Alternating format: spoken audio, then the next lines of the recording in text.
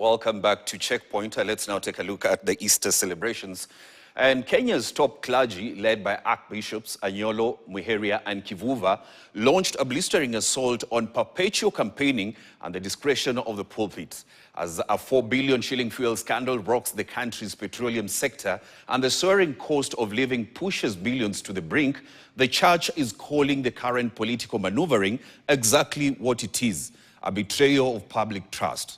Now, from Nairobi to Mombasa, the message to the leaders is clear: silence the vulgarity and start delivering.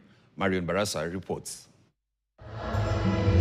In a blunt assessment by the Catholic clergy today, Archbishop Philip Anyolo warned members of the political class to refrain from using the pulpit for early political campaigns ahead of the 2027 general election and from the use of vulgar language during rallies to attract crowds. Something to help the people down there who are suffering, improve the situation of the people in lives.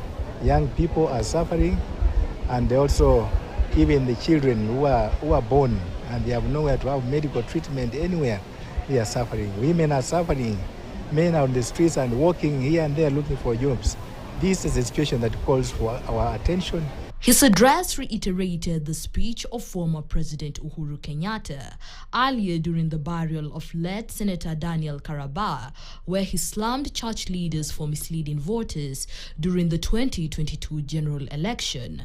The youth were also not left behind in his message, as he urged them to turn up in numbers and continue registering as voters as part of the ongoing Nikokadi campaign. His Easter message comes amid the high cost of living, youth unemployment, and the latest 4 billion fuel scandal that ultimately led to the arrest and subsequent resignation of top bosses in the energy sector. Something we should guide them to do even at their age.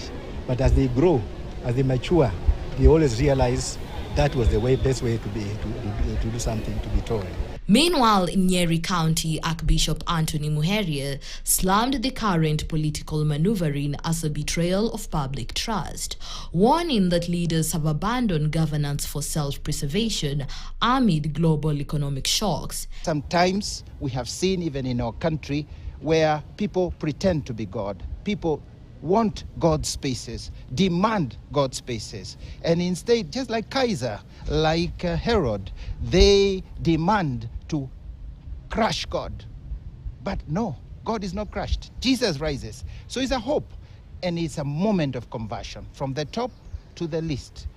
And Mombasa Archbishop Martin Kivuva urged the political class to avoid engaging members of the congregation in divisive politics ahead of the 2027 general election and instead focus on service delivery to Kenyans. Unakuwa kwamba kama wa Kenya tuombee kupata uongozi na namna wa viongozi wanavyoweza kushauriana na wenzao na kufanya yale yanayohitajika.